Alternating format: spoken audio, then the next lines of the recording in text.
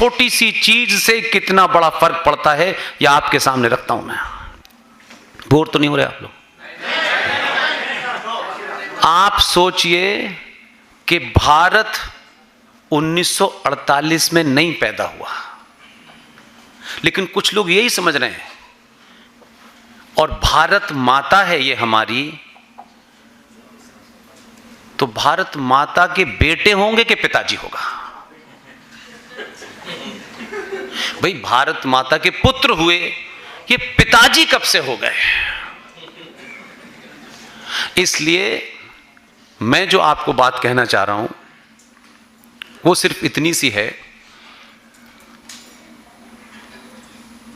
दिमाग से स्लिप हो गई मेरे। मैं क्या बोल रहा था जरा मुझे बताइए कुछ।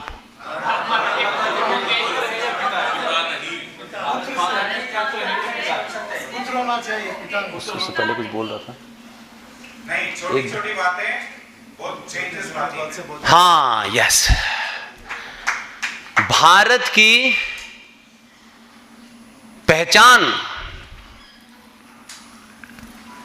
भारत में ऑफिशियली भारत का जो राष्ट्राध्यक्ष है, जिसे आप राष्ट्रपति कहते हैं, राष्ट्रपति विदेशी मेहमानों को हमारे भारत राष्ट्र की पहचान के रूप में ताजमहल देता था।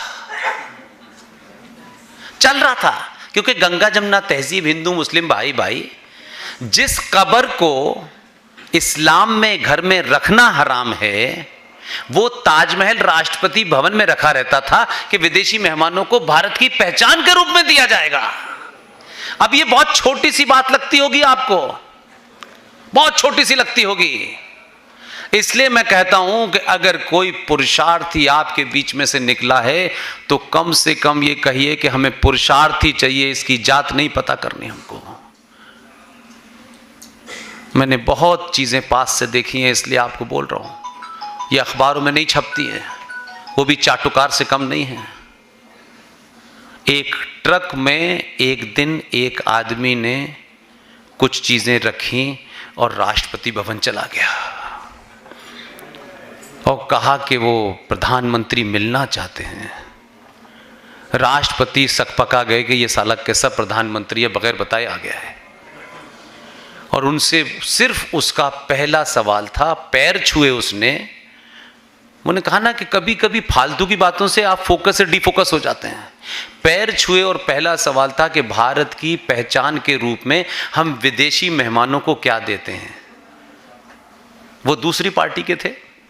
ये बात अलग है कि मरने से पहले उन्होंने किताब लिखी है, तो वो जो इटालिया से बहन आई है उनकी धज्जियां उड़ा दी उसने पहले जैसे उनके मुंह से निकला ताजमहल देते हैं।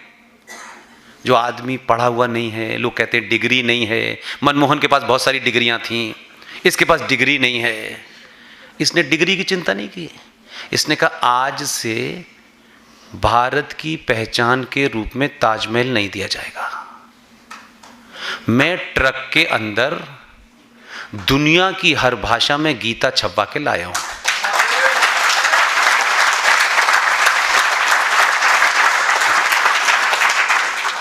अब जो भी मेहमान आएगा उसे उस देश की भाषा की गीता दी जाएगी।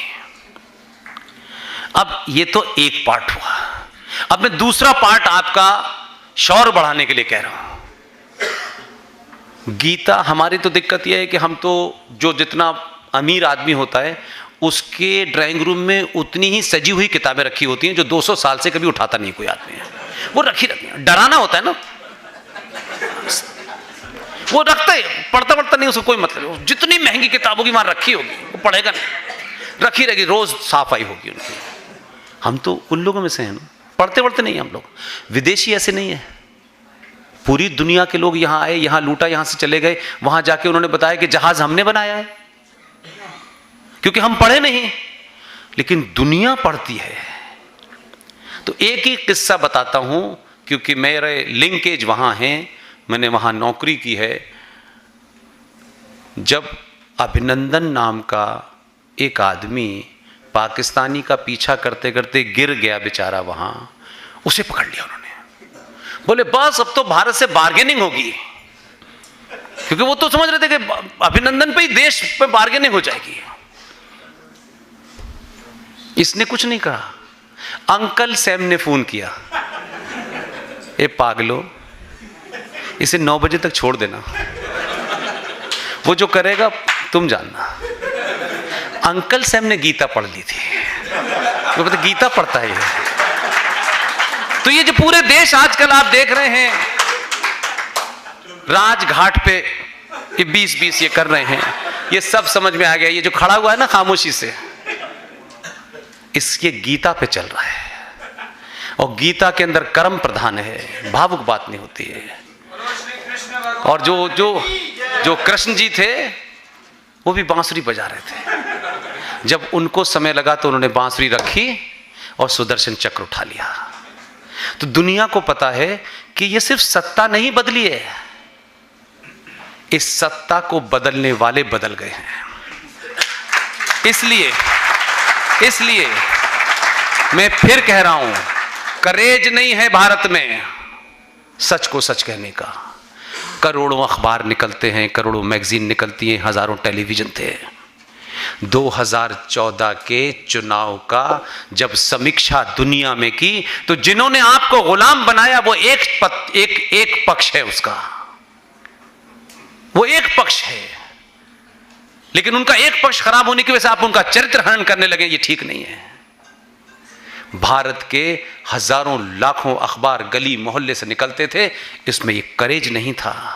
ग्रेट ब्रिटेन का सबसे बड़ा अखबार गार्डियन, उस गार्डियन ने 2014 के चुनाव को अपने एडिटोरियल में लिखा कि भारत के अंदर पहली बार भारतीय सरकार बनी है।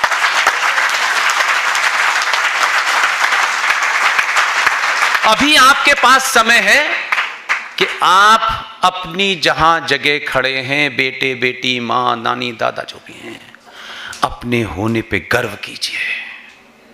अगर जाति का भी गर्व है तो उस पे भी गर्व कीजिए, कोई दिक्कत नहीं है। गर्व करना, आप इतने हीन भावना, इंफीरियरिटी कॉम्प्लेक्स, एहसास कमतरी में चले गए हैं कि आपको लगता है हम कुछ है ही नहीं यार, हमारे पास ये नहीं है, हमारे पास वो नहीं है। भाई आचार्य चाणक्य के पास कुछ नहीं था, डिग्री नहीं थी जो इतनी बड़ी लिख के किताब चले गए, डिग्री नहीं थी उनके पास।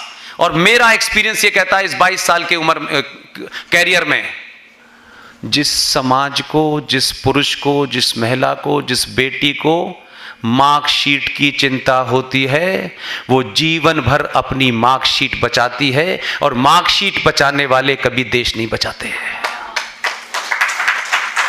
जिस पे मार्कशीट नहीं है उसी ने ये करिश्मा कर दिया है कि हमारे ये कहने से कि हम इजराइल के साथ खड़े हैं, ये ताकत आप में ही है।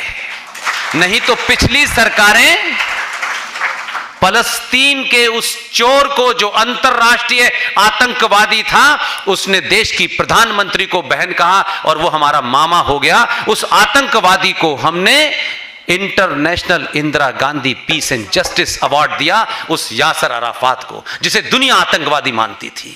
हम ये थे। आपका आदमी गया और प्रधानमंत्री निवास में बातचीत रिकॉर्ड होती है, पता ही बात आप ना? जितनी बातें स्ट्रक्चर्ड होती हैं, जो मुलाकातें होती हैं, वो सब रिकॉर्ड पे होती हैं, घरेलू हो या विदेशी हो। ये वो 15 साल की ट्रेनिंग में समझ गया था गुजरात में, उसको पता था। तो नेतन्याहू से मिलने गया और बोला चलो समुद्र में चल के बात करते हैं। So how things move? आप खुश होइए, आप प्रफुल्लित होइए, कुंठा में मत जीजिए। आप हारे हुए लोग नहीं हैं, आप सच बोलिए। कोई 1400 साल पहले आया, कोई 2000 साल पहले आया, कोई तब आया। हम ही थे, हम ही हैं और हम ही रहेंगे। अपने होने का एहसास कीजिए। बहुत बहुत धन्यवाद। Thank you very much.